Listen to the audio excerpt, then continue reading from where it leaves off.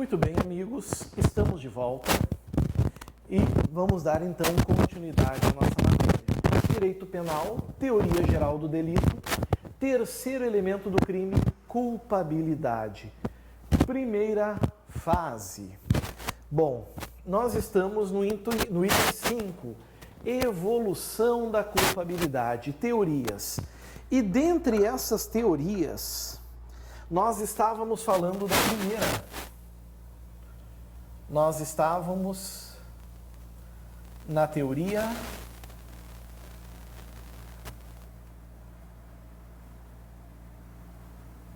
psicológica. Teoria psicológica é aquela de Franz von Liszt, certo? Aquela que estabelece o pressuposto da culpabilidade, é chamada imputabilidade penal. A grande celeuma, o grande destaque dessa teoria é o dolo e a culpa que residem dentro da culpabilidade. O dolo e a culpa estão aqui dentro. O dolo, então, ele é normativo, certo? O dolo é normativo. Ele, dentro dele, nós temos a consciência da ilicitude do fato. Tanto que a estrutura na teoria psicológica qual é da culpabilidade? É a imputabilidade, aqui está ela.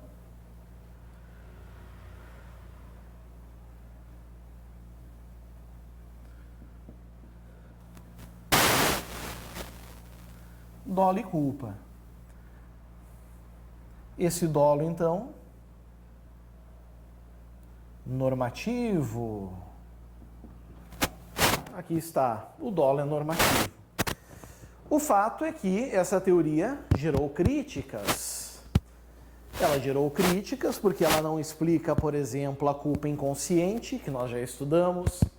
Não explica, por exemplo, a obediência hierárquica, a coação moral irresistível. E nós temos o problema da inexigibilidade de conduta diversa. Nesse contexto surgiu o chamado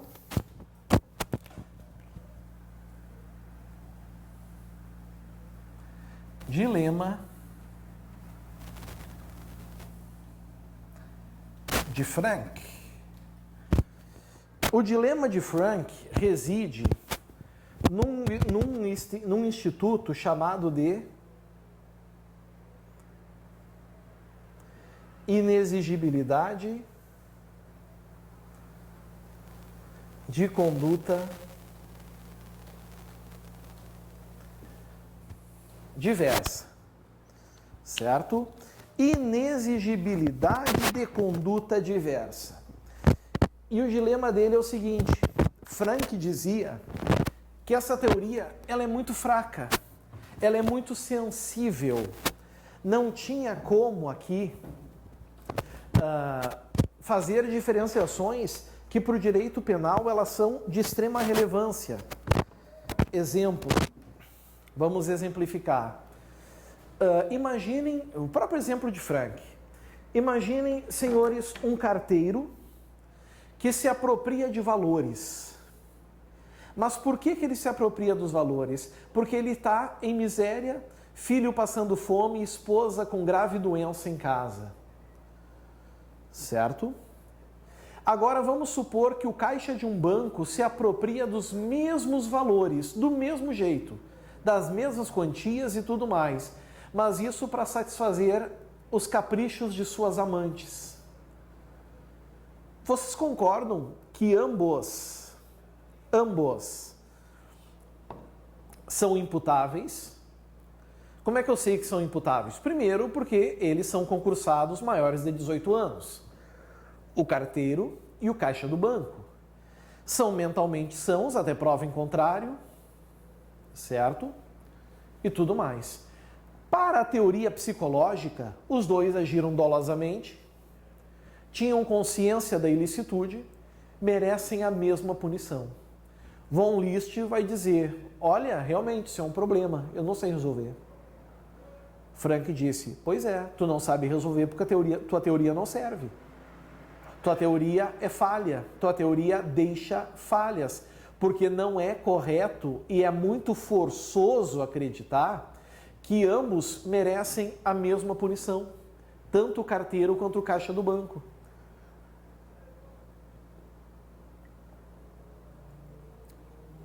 Neste contexto, desta forma, a gente percebe que a conduta do carteiro não merece condenação. Não teria como exigir dele um comportamento diferente. Se deram conta? E é aí, meus amigos, então, que surge a segunda teoria. Surge a segunda teoria. De 4 teorias, nós vamos agora para a segunda.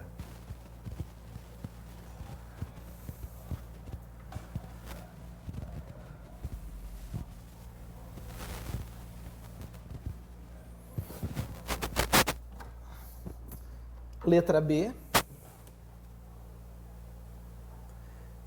Teoria psicológico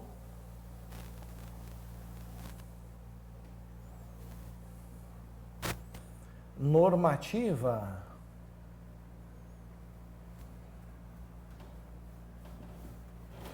Teoria psicológico-normativa.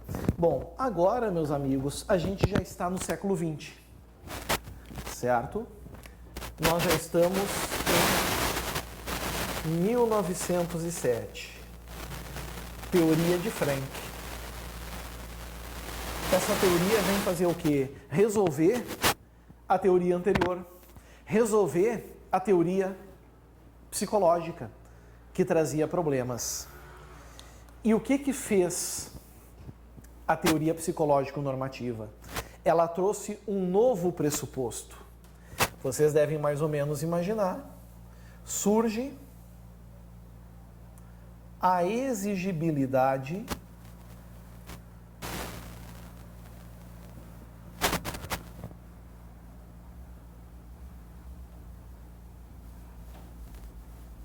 de conduta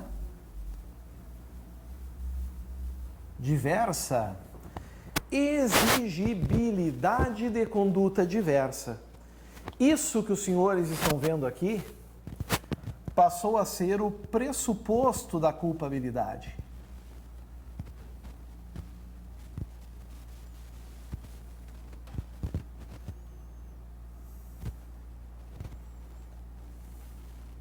Mas, professor, o pressuposto da culpabilidade não era a imputabilidade penal? Era.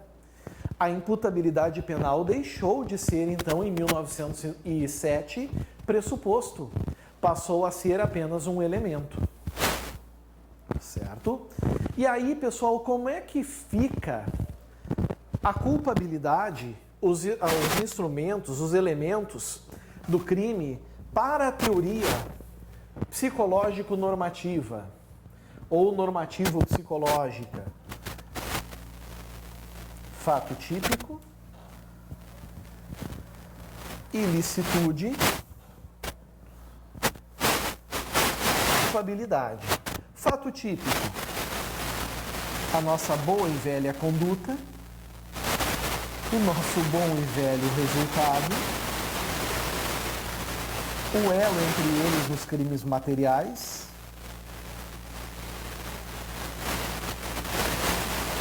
o nexo causal e a tipicidade.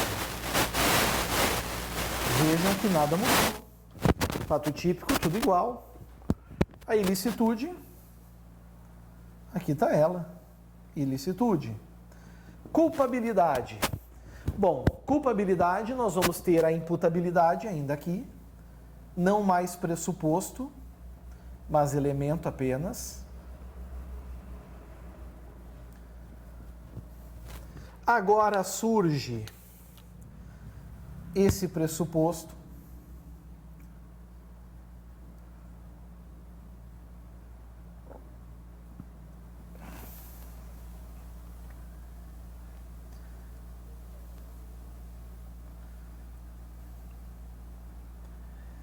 Aqui está a exigibilidade de conduta diversa, que não tinha antes na teoria psicológica, certo? E ainda, claro,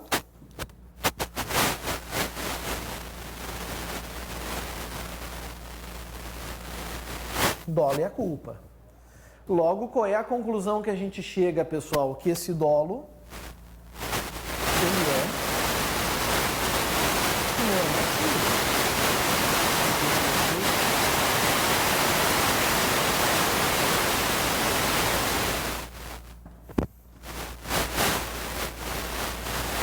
Da ilicitude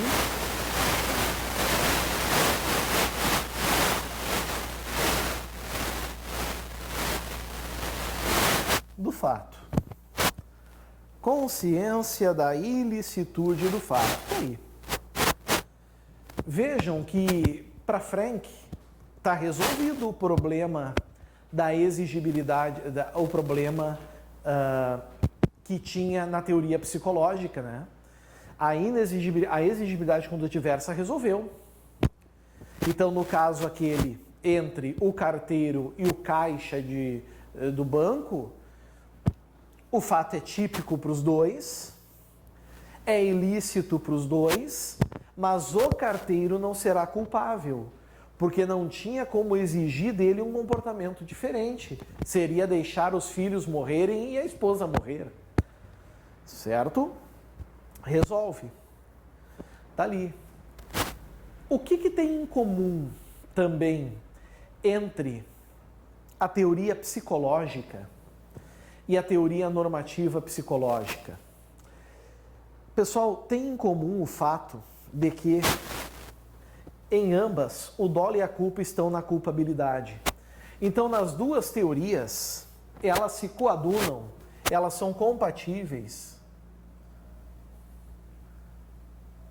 com a teoria clássica da conduta.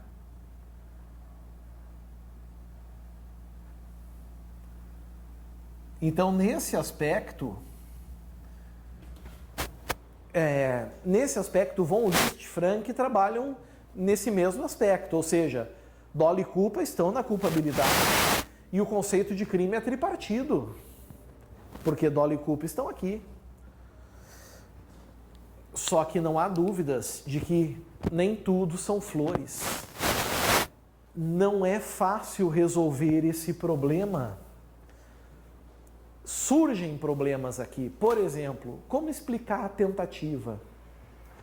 Como explicar a tentativa de um crime? Professor, como assim? Ora, meus amigos, raciocinem comigo. Só é possível tentar aquilo que a gente quer. Então, vocês concordam comigo que quando eu quero alguma coisa, eu já pratico uma conduta voltada para esse fim? Se eu quero matar alguém, o meu comportamento, a minha conduta já é voltada para aquilo. O meu dolo já é voltado para aquilo. O meu dolo já tem que estar na conduta. Só que para von List e agora para Frank, dolo e culpa estão na culpabilidade. Ambos respondem, não sei como resolver. Por quê? Porque, na verdade, essas teorias continuam sendo falhas. A teoria de Frank, a normativo-psicológica, resolve um problema, mas não resolve todos os problemas.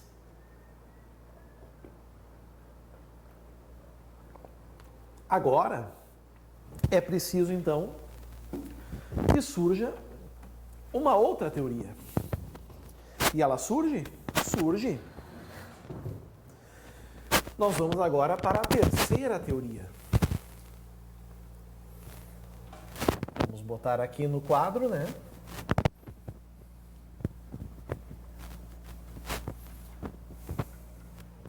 Essa segunda teoria, ela também é chamada de teoria estrita.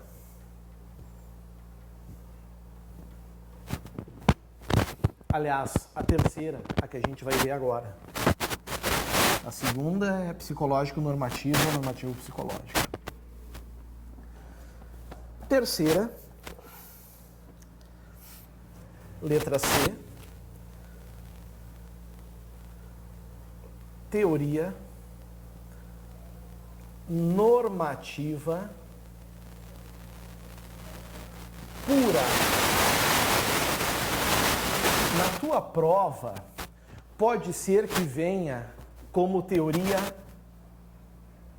extrema ou teoria estrita.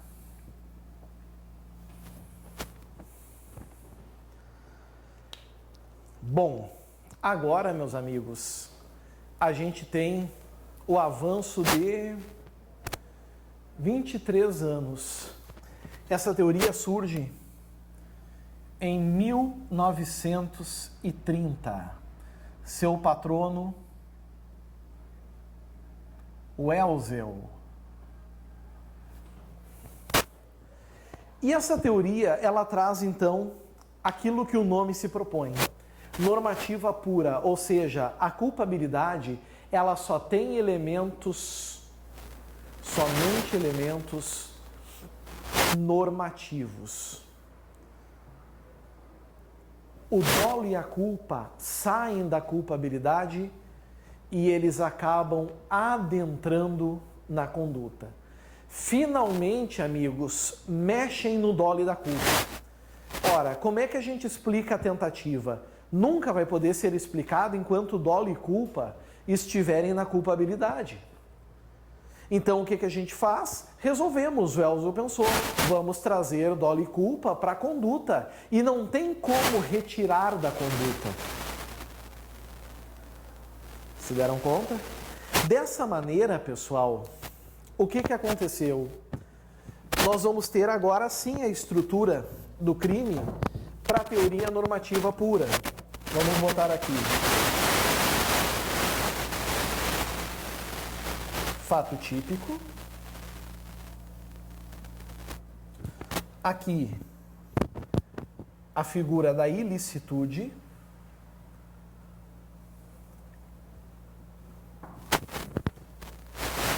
E aqui, a figura da culpabilidade.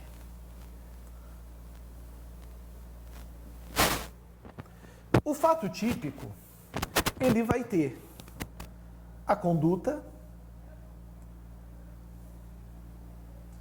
vai ter o resultado,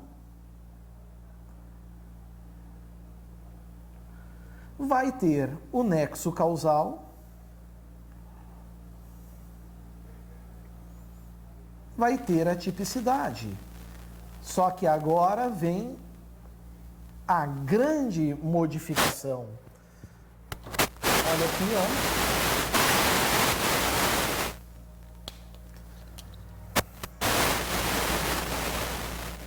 Dolo e culpa. Dolo e culpa agora passam a figurar no fato típico. Dolo e culpa passam a estruturar a conduta. Se deram conta? Dessa maneira, o dolo aqui, ele não é mais normativo. O dolo aqui passa a ser um dolo natural. O dolo é natural agora. Certo? A ilicitude continua sendo a ilicitude. Isso não muda. E a culpabilidade, então, ela passa a ser o quê? Puramente normativa. Não tem mais elemento psicológico nela. Nós vamos ter a imputabilidade.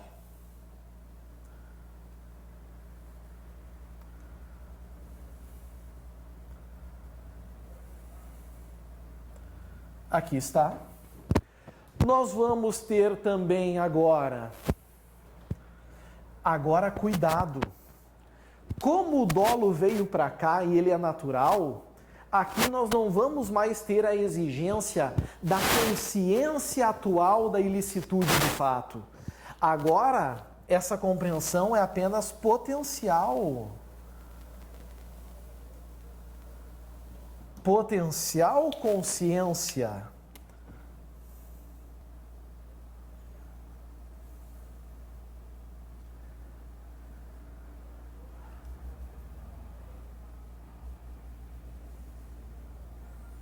da ilicitude.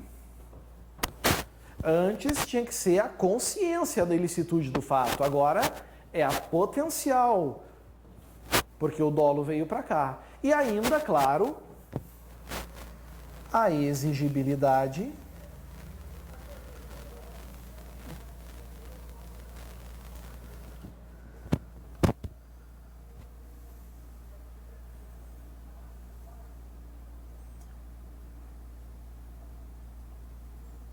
de conduta diversa.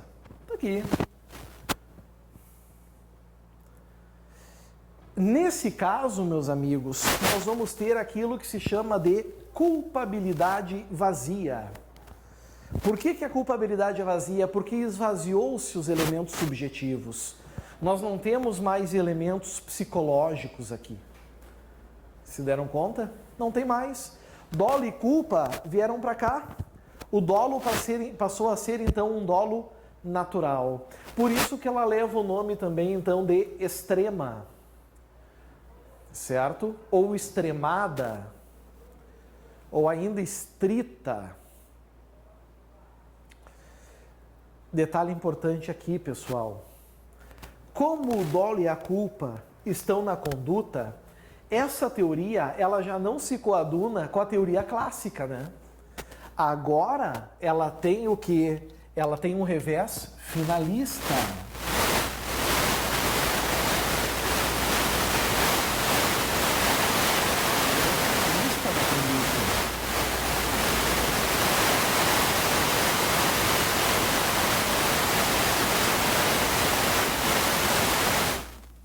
Aqui está.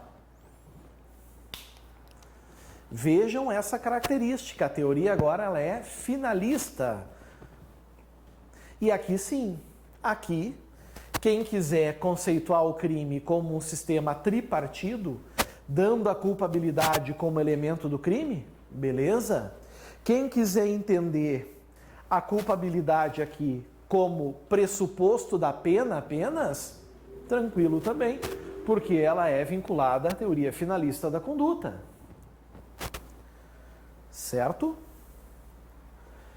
Bom, pessoal, dessa teoria surge uma outra, mas eu já não preciso apagar o que está aqui, porque a próxima teoria que nós vamos falar agora, ela é muito parecida com a teoria normativa pura. Que teoria eu estou falando? A chamada teoria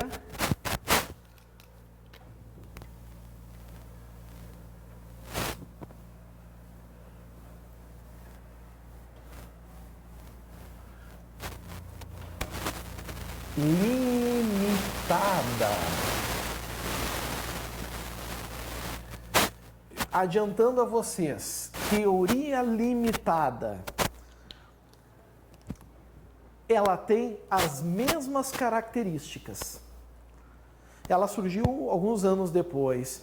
Na verdade, tem quem diga que essa teoria surgiu em 1984.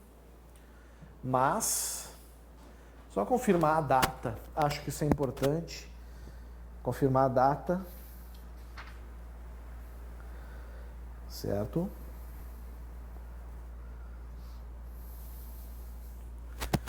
Perfeito. A teoria normativa pura seria em 1940. E a teoria limitada um pouquinho depois. Mas, de qualquer maneira, elas são muito parecidas, pessoal. Por quê? Porque o fato típico tem a conduta, tem o resultado, tem o nexo causal, tem a tipicidade. Dolo e culpa, o dolo é natural, está na conduta, está no fato típico. A ilicitude está aqui. A culpabilidade continua a imputabilidade. Agora a ilicitude é potencial consciência da ilicitude, exigibilidade de conduta diversa, tudo certinho. Tudo ok. Até aqui sem mistério. O detalhe, meus amigos, agora é o seguinte.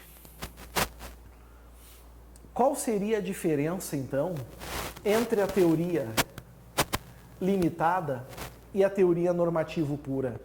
A diferença, meus amigos, está nas discriminantes putativas.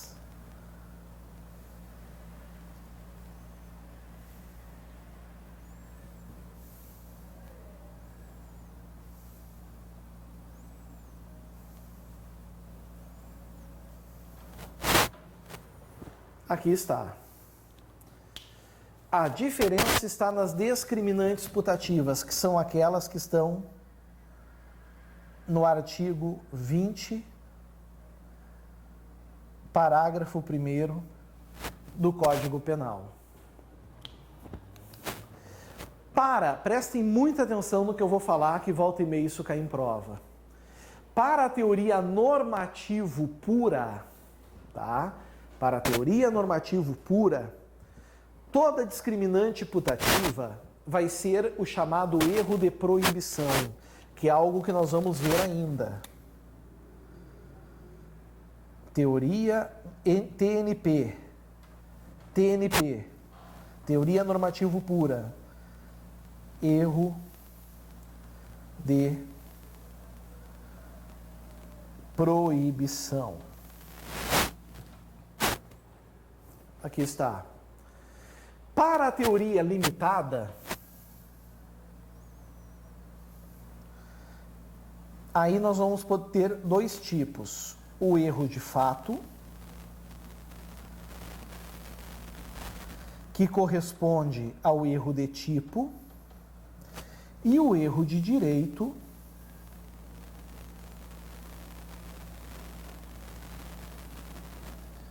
que se caracteriza como sendo um erro de proibição. Ali está. A diferença está aqui. Ok? Dessa maneira, pessoal, dessa forma, como é que ficam as culpabilidades conforme cada uma das teorias? Aqui é a letra D, né? Enfim. Já vimos as 4 teorias. Como fica cada uma delas?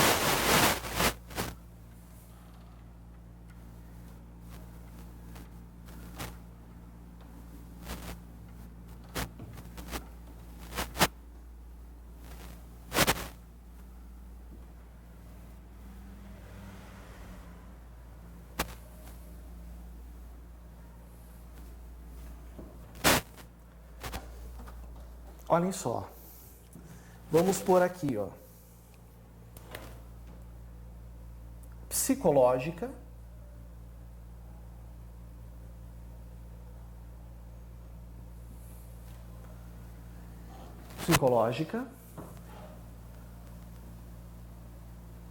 Normativo psicológica.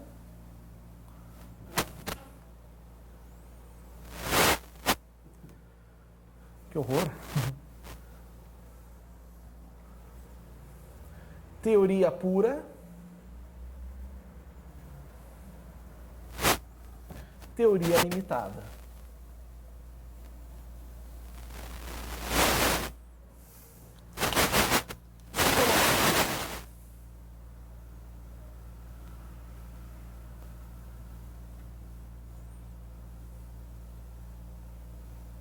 Von List. Normativo psicológica. Frank. Teoria normativo pura. Welzel. Teoria limitada. Welzel. Certo? Teoria psicológica. Isso decorre tempo aqui. Normativo psicológica. 1907. Teoria normativo pura, 1930. Teoria limitada, meados de 1930. Teoria psicológica. Como é que eram os elementos da culpabilidade? Pressuposto,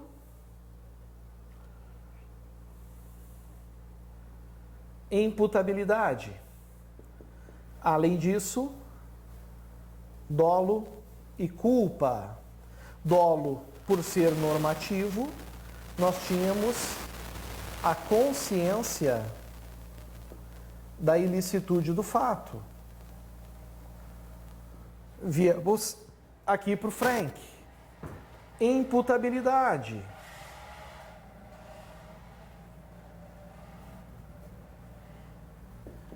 Pressuposto que surgiu para resolver o problema dali.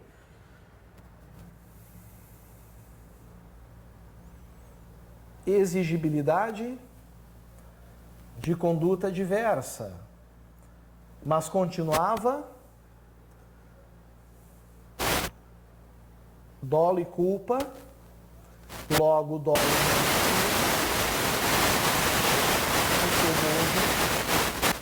consciência da ilicitude do fato. Por isso que as duas se amodam à teoria clássica.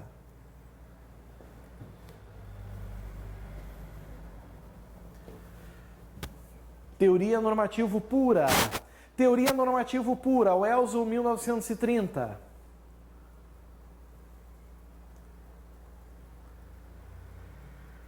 Imputabilidade.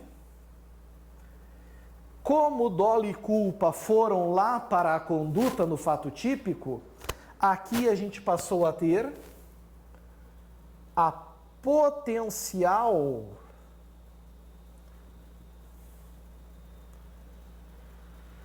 consciência da ilicitude e ainda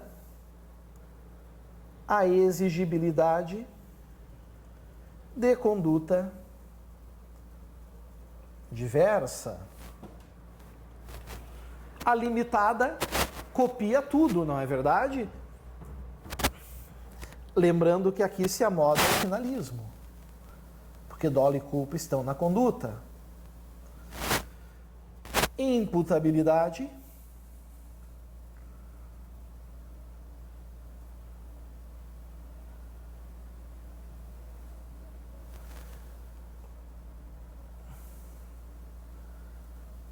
Potencial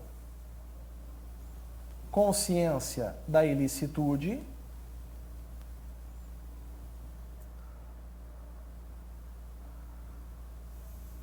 Exigibilidade de conduta diversa. Lembrando que aqui também, obviamente, finalismo. Bom, agora vem uma coisa importante. Não sei se os senhores se deram conta, mas é importante que a gente se dê conta. Qual é a teoria que o nosso direito penal brasileiro adotou?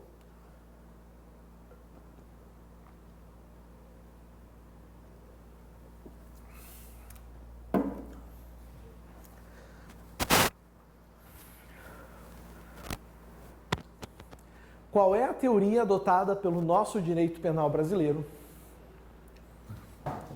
Uma coisa é fácil da gente entender. Não pode ser as duas primeiras.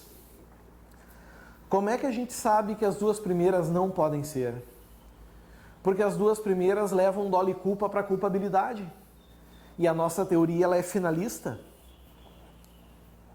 Então nós temos que ser as duas primeiras.